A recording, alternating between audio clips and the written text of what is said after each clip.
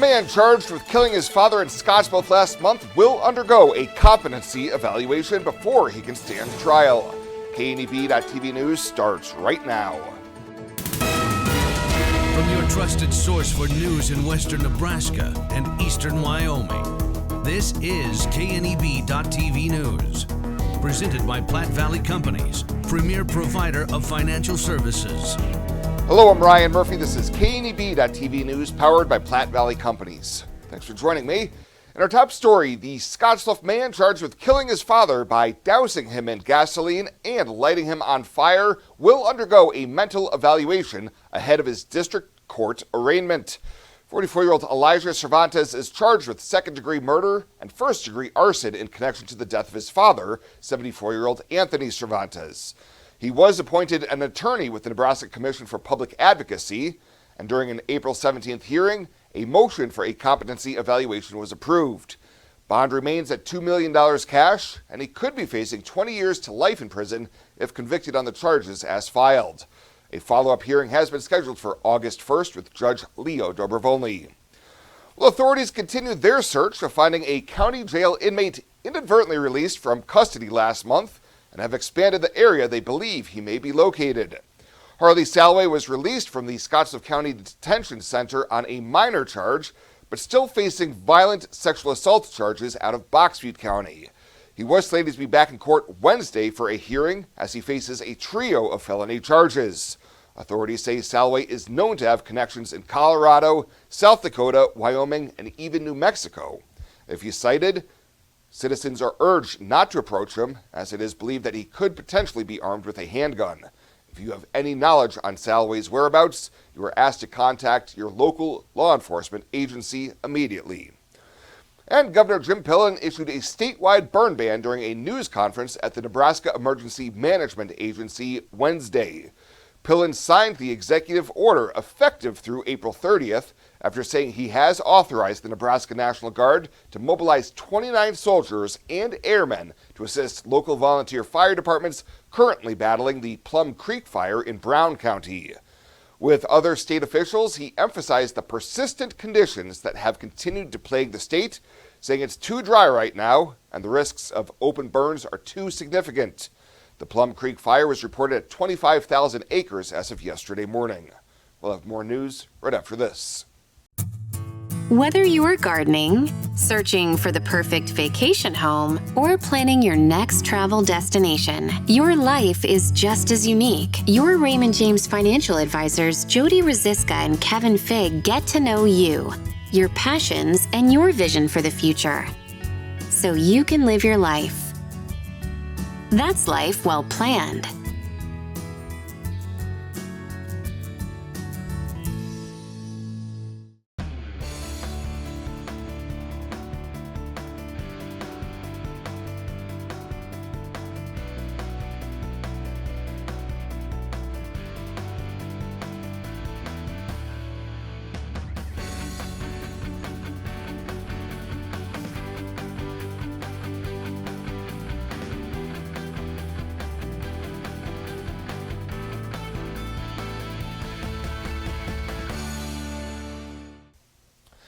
Welcome back. A bill that would have allowed Nebraska voters to decide if they wanted to allow online sports betting in the Cornhusker State has stalled in the Nebraska legislature.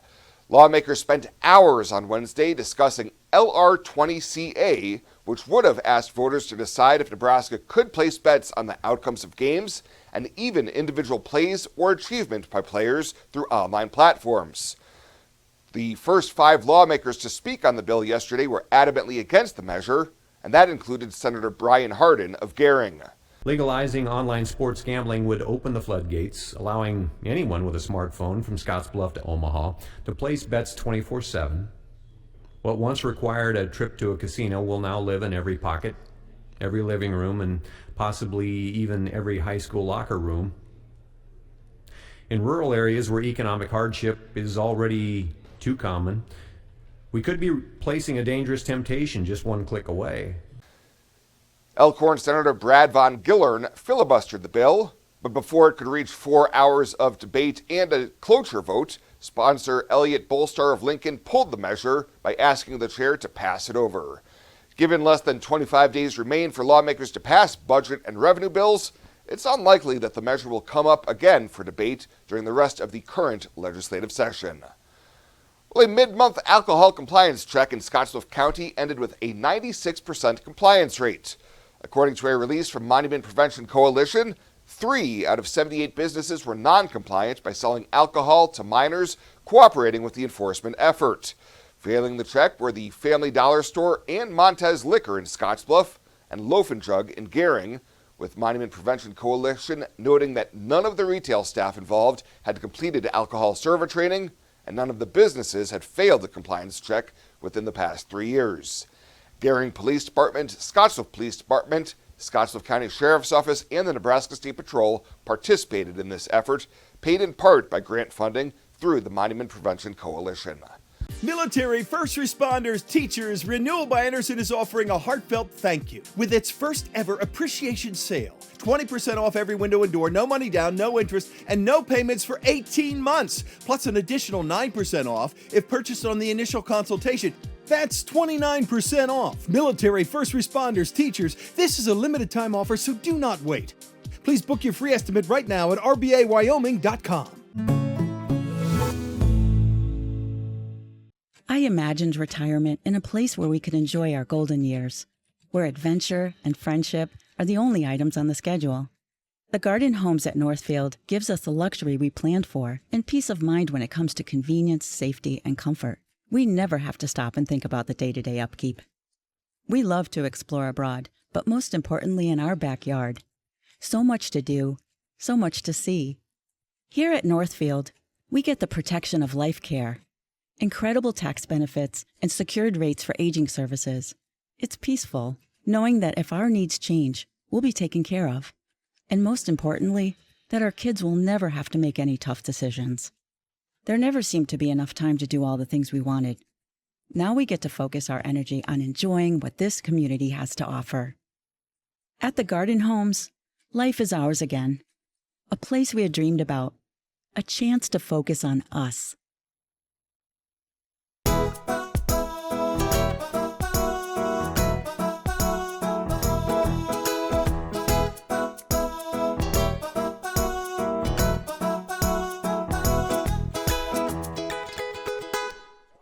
For this week's featured Pet of the Week, we meet DB, a 2-year-old Border Collie mix who's been at the Panhandle Humane Society for about 2 weeks now. Staff says he's the sweetest guy ever, but needs someone who's kind, patient, and ready to take on a dog who's never been shown what it is to be like a truly loved canine. His adoption cost is $175, and that includes his neuter, microchipping, and all vaccinations. To meet DB or any of the dogs and cats available for adoption, you can head on over to the Panhandle Humane Society daily from 1 to 4 p.m. When it comes to your health, you deserve the very best. At Morrill County Community Hospital, they provide top-notch care with compassion and expertise. From routine checkups to advanced surgeries, their dedicated team is here for you 24/7. With state-of-the-art technology and a patient-first approach, they ensure you and your loved ones receive the highest quality care. Because at Morrill County Community Hospital, your health is their priority. Visit Morrill County Community Hospital today in Bridgeport. Morrill County Community Hospital. Exceptional care right here at home. Changing leaf colors means yard work. Your friends at Tri-City Stormwater wants to remind you of the proper way to dispose of fallen leaves. Leaves make great mulch for trees and bushes and compost for future gardens. The city also has yard waste bins, so they can dispose of all your leaves at the city compost facility. Always keep your leaves out of the gutters. Not only do they cause clogging and flooding, they can pollute our waterways by causing nutrient overload. So keep your yard looking good and your drinking water safe, because it's our water, our responsibility.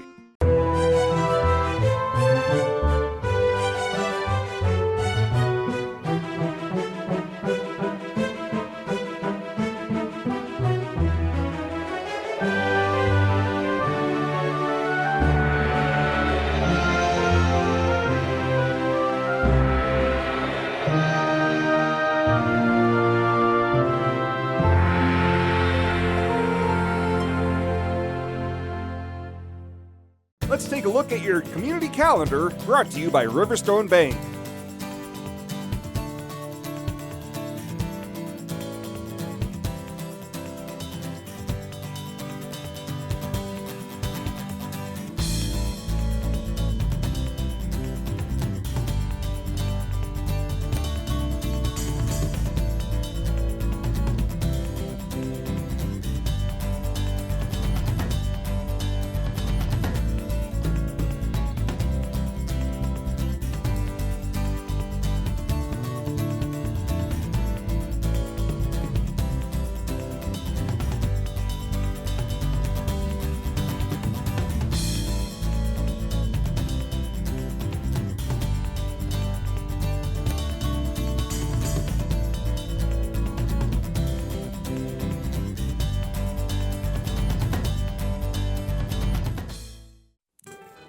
The community calendar is brought to you by Riverstone Bank. We're local and we love our community.